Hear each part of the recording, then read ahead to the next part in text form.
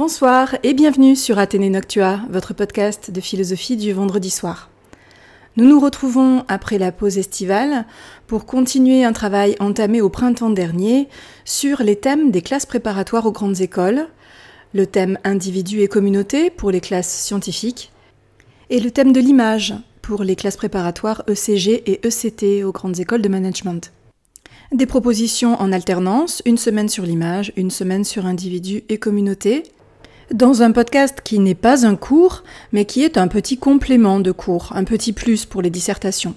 Par exemple, sur individu et communauté, puisque nous avons 4 textes au programme, 2 d'Eschyle, 1 de Spinoza et 1 d'Edith Wharton, je travaillerai essentiellement à partir de citations dont je ferai un commentaire un peu serré. Donc ça ne se substitue pas aux cours que moi-même et mes collègues nous faisons avec nos classes, mais c'est un petit complément, un petit supplément que vous pourrez intégrer à vos dissertations. Un petit focus. Pour ce qui est de l'image, je me consacrerai essentiellement à du commentaire d'image, relayé bien évidemment par des analyses d'auteurs pour soutenir ces commentaires-là.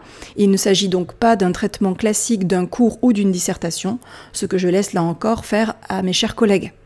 Aujourd'hui, je reprends donc le thème individu et communauté des classes préparatoires scientifiques, puisque je devais un cours. J'avais un cours en souffrance, une petite dette que je n'avais pas pu honorer fin juin pour des raisons de santé.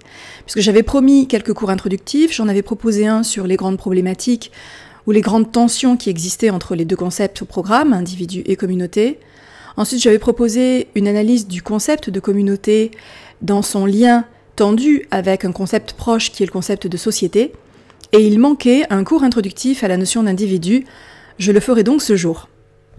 Je vais pour commencer décortiquer ce terme individu qui est d'origine latine et qui vient d'abord d'un préfixe négatif, le préfixe un, qui précède dividuum, terme qui est issu du verbe latin qui veut dire diviser, dividere, D-I-V-I-D-E-R-E, si bien que l'individu, au sens littéral, c'est ce que l'on ne peut pas, préfixe privatif 1, diviser. Ce que l'on ne peut pas diviser, voilà ce qu'est littéralement un individu, un indivisible. Ce mot est donc d'origine latine, mais il a un fameux équivalent dans une langue antérieure au latin qui est la langue grecque, le grec ancien. Ce terme, c'est atome. En grec, atomon, comme atome mais avec on à la fin. La structuration du mot est assez similaire à celle du latin individuum, puisqu'on a un préfixe privatif. Le 1 latin, c'est le a chez les Grecs. Atomon, littéralement, que l'on ne peut pas couper, que l'on ne peut pas sectionner. Un atome, c'est donc la plus petite unité de la physique, celle que l'on ne peut couper en 2 autres, puisqu'elle est elle-même insécable. C'est la partie première dont tout le reste est constitué. La partie la plus élémentaire de la matière. Lorsque l'on divise la matière, les corps matériels, en des parties de plus en plus petites, à un moment donné, on touche à quelque chose qui est infiniment petit et ne peut être divisé à nouveau. Voilà ce qu'est littéralement l'atome. Vous constatez qu'il y a un lien très net entre l'atome et l'individu.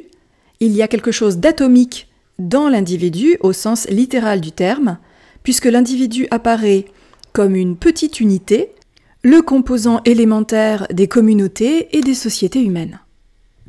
Mais que cela veut-il dire au fond qu'un individu est individu, qu'un individu est atomique? D'abord, cela peut signifier qu'un individu, on ne peut pas lui retrancher quelque chose sans que soit de fait détruite son individualité. Comme il est une unité fondamentale, si l'on ôte ou ajoute éventuellement aussi, si l'on retranche ou ajoute quelque chose à l'individu, il n'est plus tout à fait un individu. Il a perdu sa nature d'individu. Il y a quelque chose dans l'individu qui n'est pas décomposable sans attenter à l'intégrité de l'individu en tant que tel. De ce point de vue, on peut considérer que tout individu n'est pas humain. Tout être qui a son unité propre, à quoi on ne pourrait ôter quelque chose sans le pervertir, sans le transformer dans sa nature, peut être considéré comme un individu. Et s'il est tentant, dans l'usage commun que nous faisons de ce terme individu, de l'assimiler vulgairement à l'être humain ou à la personne, il est évident que le terme lui-même, dans son histoire, n'a pas d'abord désigné l'être humain. Il a d'abord désigné tout être que l'on ne pouvait diviser.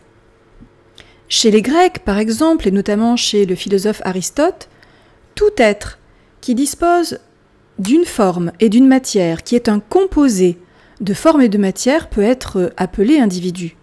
Un grain de riz sera, de ce point de vue, un individu. Il a sa matière et sa forme propre. Il est incommensurable à tous les autres grains de riz d'ailleurs qui l'entourent. Il a sa qualité propre individuelle, sa forme distincte, sa singularité.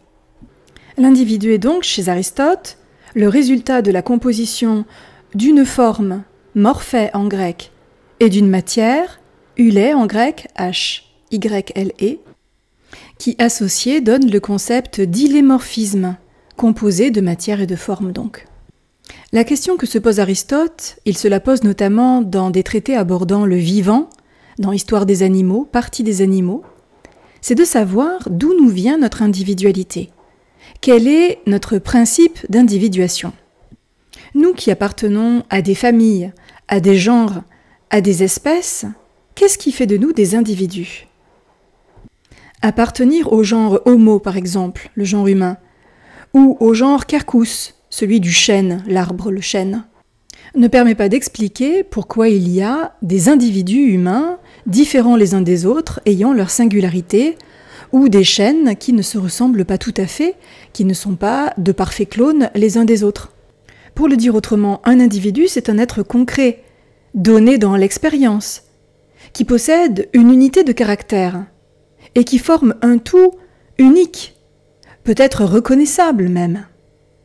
En biologie, un individu, c'est un être organisé, qui vit d'une existence propre et ne peut être divisé, comme nous l'avons suggéré tout à l'heure, sans être détruit. Pour autant, vous l'admettrez, il existe dans l'organisation de chaque individu quelque chose qui le dépasse. Il appartient à un genre et à une espèce. Chez Aristote est appelé genre ce qui est attribué en leur essence à plusieurs choses. Le genre, c'est donc un ensemble de propriétés qu'ont en commun plusieurs êtres. Le genre, c'est donc biologiquement une sorte de communauté déjà. Le genre, c'est donc une sorte d'essence commune que nous partageons. Il y a non pas un mais des genres, c'est-à-dire des classes d'êtres spécifiques qui se caractérisent par des points communs, des spécificités notamment biologiques, qui permettent de les distinguer des autres genres. Même chose pour l'espèce. L'espèce est une sous-catégorie à l'intérieur du genre, qui permet là encore de distinguer plusieurs espèces à l'intérieur d'un même genre, lesquelles présentent des traits caractéristiques communs que les autres espèces n'ont pas. Donc dans le vivant, on le voit, il y a des catégories d'individus de plus en plus petites qui constituent des communautés d'êtres de plus en plus petites, et chaque espèce, ultimement, est constituée d'individus. Tous les individus qui composent une espèce ont du commun, bien évidemment, puisqu'appartiennent à la même espèce, donc ne diffèrent pas spécifiquement entre eux. Mais ils diffèrent numériquement, explique Aristote. Qu'est-ce que c'est que la différence numérique? C'est quelque chose qui, d'après Aristote, relève, dans son vocabulaire, de ce qu'il appelle accident, donc de quelque chose de contingent. L'individualité, cela ne relève pas de l'essence. Cela n'appartient pas à l'essence des êtres. Par exemple, dans le genre être vivant, il y a plusieurs classes d'êtres, notamment la classe des végétaux, la classe des animaux. À l'intérieur de cette classe, les animaux, il y a plusieurs espèces, des animaux de nature différente. L'homme, par exemple, est considéré par Aristote comme une espèce d'animal rationnel. À l'intérieur donc de la classe animale, l'espèce animal rationnel ou homo, homme, se distingue en tant que ces animaux-là sont doués de parole, de logos. Dans l'espèce homme, il n'y a en revanche que des individus.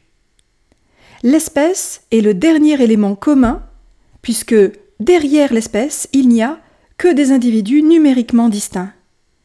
Socrate, Platon sont des individus qui diffèrent entre eux numériquement.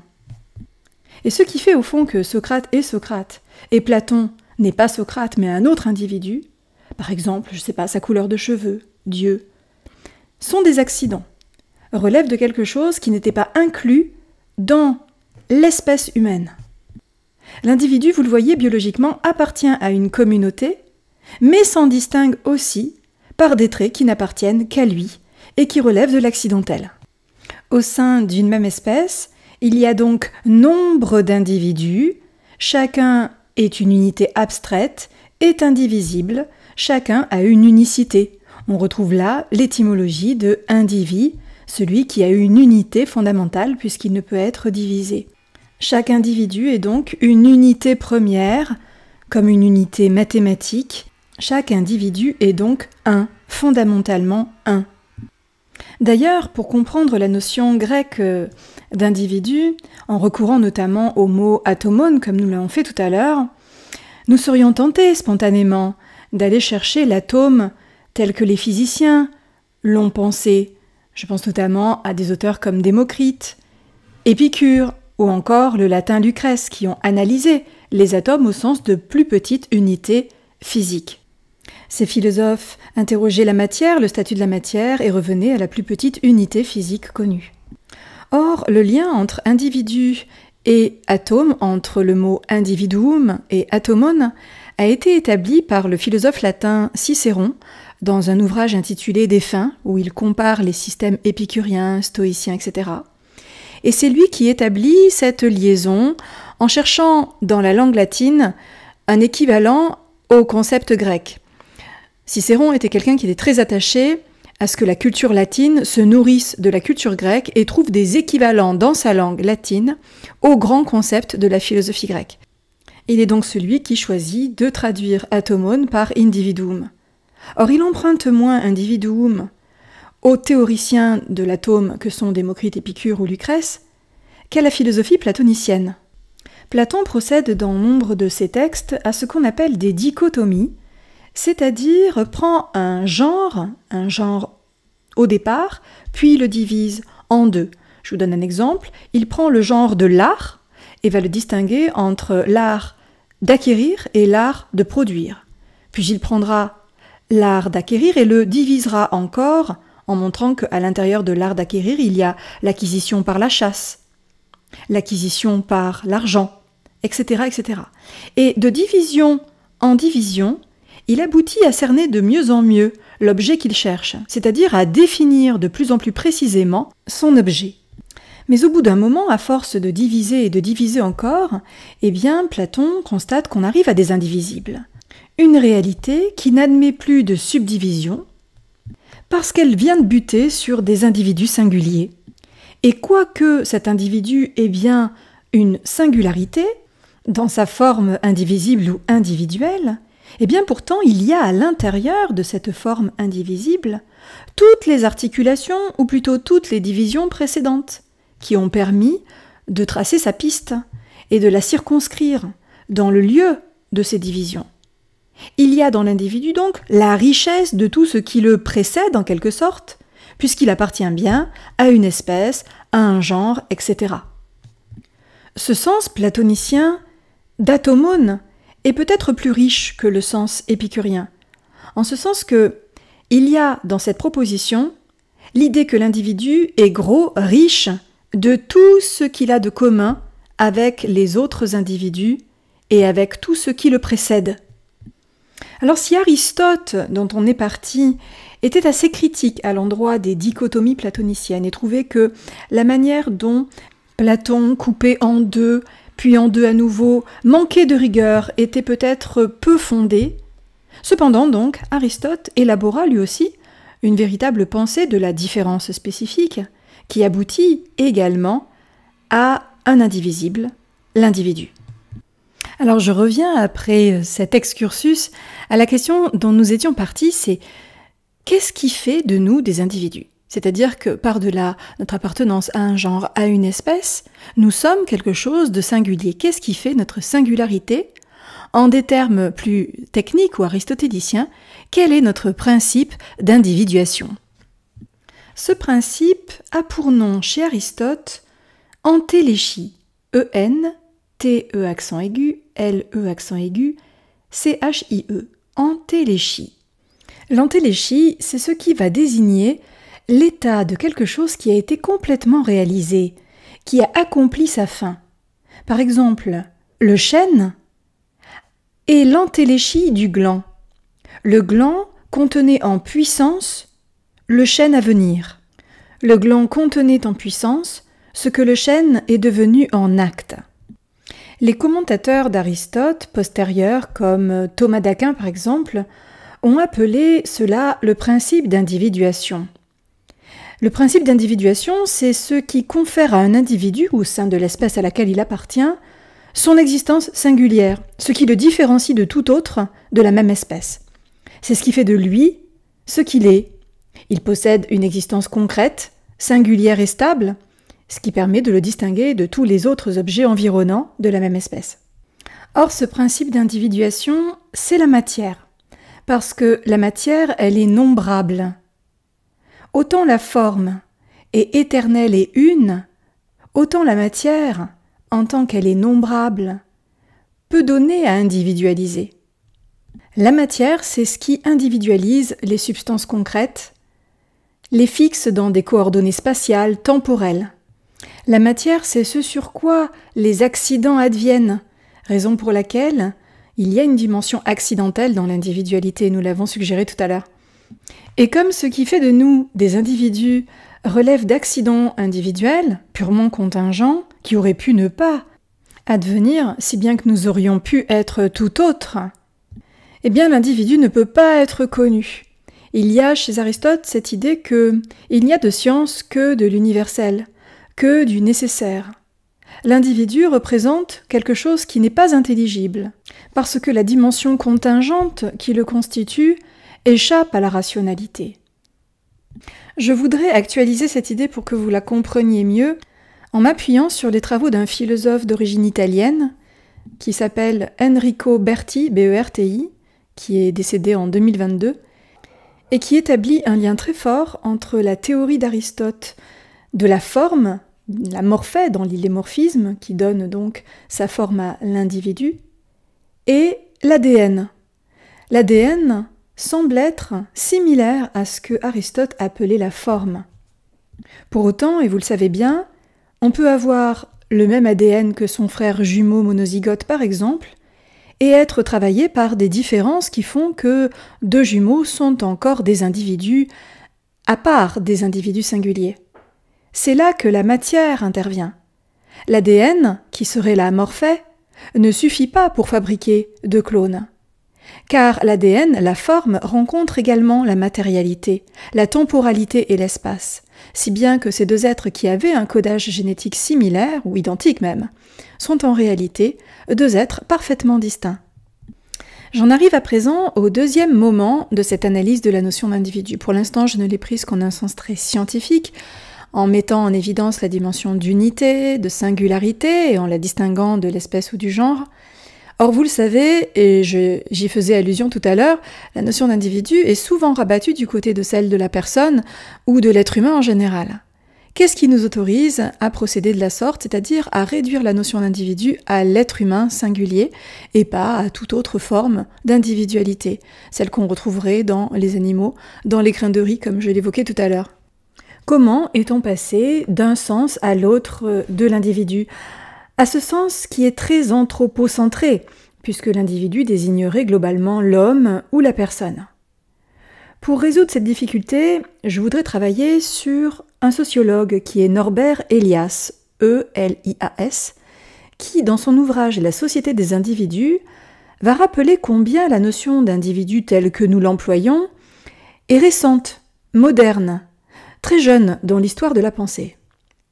Ce concept nous semble à nous modernes s'opposer de façon radicale et immédiate à la notion de communauté ou de société. Il y aurait l'individuel d'un côté et le social de l'autre. Alors que la société moderne est, d'après Elias, à l'origine même de la façon dont on conçoit cette notion.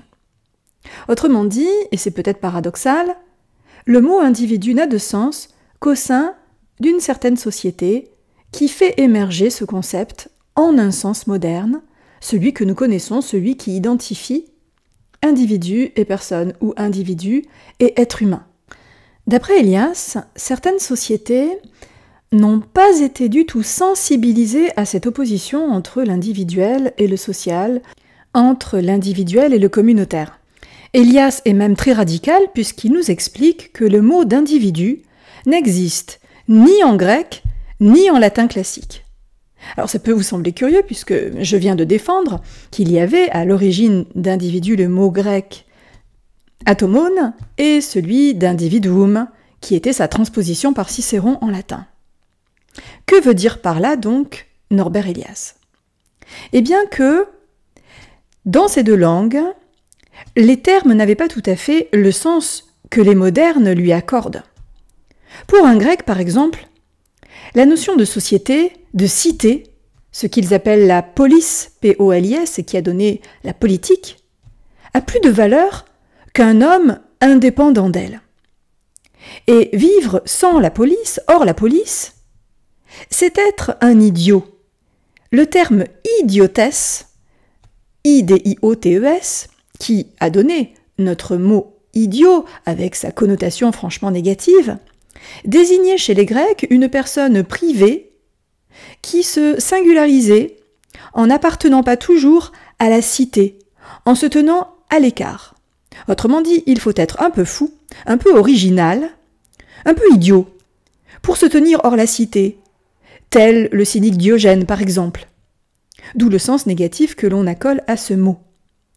Il y aurait quelque chose d'un peu inculte, puisque l'individu n'accède à la culture qu'en appartenant à la police, à la cité. Quant aux Romains, eh bien, d'après Elias, les Romains étaient plus attachés au groupe, à ce qu'il appelle les clans, gens en latin, qui a donné le mot les gens, G-E-N-S, aux tribus, ou même à l'État qu'à l'individualité. Les Latins n'ont pas du tout ignoré que César n'était pas Auguste, ni Antoine, ils savaient ce qu'un individu est. Mais ils n'ont pas estimé utile de forger une notion globale, universelle, pour désigner que chaque homme constituerait une personne indépendante, unique, différente de toutes les autres, puisque tel est le sens du mot moderne d'individu. Les Romains n'ont pas ignoré l'existence des individus, mais considéré que l'appartenance au groupe était plus intéressante à creuser, à analyser, à nommer, que l'individualité. Autrement dit, le nous primait sur le je. Les Latins ont parfois utilisé le mot personne, persona, mais là encore le terme est assez flou et péjoratif puisqu'il peut désigner autant le masque de l'acteur que le personnage, notion qui pour nous est plus proche du social, porter un masque social, être un personnage social, que de l'authenticité de l'individu. Quant au terme individuum, dont nous étions partis et qui appartient donc à un latin assez tardif, il a eu le sens général, nous l'avons dit, de ce qui est indivisible, de ce qu'on ne pouvait pas diviser, séparer, qui avait une unité, et ce terme valait pour des réalités qui pouvaient être végétales, animales, mais pas spécifiquement humaines. Donc il y a eu un glissement conceptuel depuis le latin tardif jusqu'à la modernité, et la période clé qui fait charnière entre le sens ancien d'individu comme réalité indivisible à individu comme personne ou être humain, ce sera la période de la Renaissance. C'est à la Renaissance que le terme se met à s'appliquer de manière spécifique à la personne humaine, et Elias l'explique par un changement social dans lequel l'importance de revendiquer son unicité, son individualité se faisait jour. La Renaissance, écrit-il, est la période durant laquelle, je cite, « les hommes se virent offrir de plus grandes possibilités qu'auparavant pour s'extraire de leur groupe d'origine et accéder à des positions sociales comparativement plus élevées. » Dans cette formule, Elias indique quelque chose qui est de l'ordre de la sociologie. Dans cette société de la Renaissance, il y a des possibilités d'extraction de son groupe d'origine, de progrès social. La Renaissance, c'est le temps de la formation moderne des États, que nous aborderons cette année notamment avec Spinoza, qui est contemporain de cette formation des États. La Renaissance, c'est un temps d'accession à la connaissance, mais c'est aussi le temps du développement du commerce, des arts, autant de chances d'ascension sociale individuelle. Elias constate qu'à partir de la Renaissance, et cela se vérifiera et se concrétisera complètement dans un siècle qui est le 19e siècle, il y a une inflation du lexique qui porte sur l'individu. D'abord à la Renaissance, par exemple, les individus vont signer les œuvres d'art de leur nom individuel, tandis que les artistes médiévaux fabriquaient dans l'anonymat le plus complet de grandes œuvres collectives comme les grandes cathédrales gothiques. Il y a donc l'émergence de quelque chose comme une conscience que l'on est supérieur. C'est le moment aussi où on appelle génie le talent de l'artiste, comme s'il était un être exceptionnel, singulier, différencié de tous les autres. L'inflation du lexique, je vous l'ai dit, se vérifie beaucoup au XIXe siècle, et je finirai ce cours par l'évocation de ce lexique, par Elias. Elias nous dit que c'est dans cette société du XIXe siècle, une société où, là encore, après la Révolution de 1789, les bourgeois sont animés par des ambitions, puisqu'ils voudraient être reconnus comme l'étaient autrefois les aristocrates, pour leur pouvoir économique notamment, eh bien dans ce siècle sont nés les concepts d'individualisme, on ne parle pas encore d'individualisme avant le XIXe siècle, puis de socialisme, de collectivisme. On pourrait lui ajouter le très moderne et usité sociétal, on peut dire social, mais il est à la mode de dire sociétal. Autrement dit, le vocabulaire du rapport de l'individu ou de son contraire se développe parce que la tension existe entre l'individu qui a émergé à partir de la Renaissance et ce dont il cherche à s'extraire, qui est le tout social. Et là, bien évidemment, deux mouvements vont se développer, un mouvement qui est plutôt porté par une approche sociale de la politique, et une autre qui sera plutôt portée par une approche individualiste. On peut les appeler le socialisme et le libéralisme, par exemple. L'individu et la société ne sont donc pas deux entités distinctes, puisque l'idée même d'individu est très moderne et elle n'a de sens que dans nos sociétés modernes, de massification intense, on est de plus en plus nombreux, et du coup de concurrence accrue, et de volonté à l'intérieur de ces masses informes, de se distinguer, d'exister, de sortir du lot, de ne pas être comme tout le monde. Vous le constatez, la notion d'individu prend ce sens très moderne dans une société qui fabrique les conditions dans lesquelles l'individualisme peut émerger. À partir de ce moment-là, à partir de la Renaissance, le terme d'individu devient quasi synonyme de l'être humain, un être humain qui est conscient de lui-même, qui pense et qui, par sa pensée et par les actes qui en découlent, pourra se distinguer, être autre, être un individu à part entière. Cette analyse s'achève, je vous remercie de l'avoir écoutée. Nous poursuivrons dans 2 semaines autour de l'analyse des premiers textes d'Eschyle. Je travaillerai les suppliantes dans un premier temps et les 7 contre-thèbes dans un second. Nous travaillerons quelques phrases clés de ces 2 textes. Je vous remercie et je vous dis à très vite pour philosopher un peu à l'heure bleue avec moi.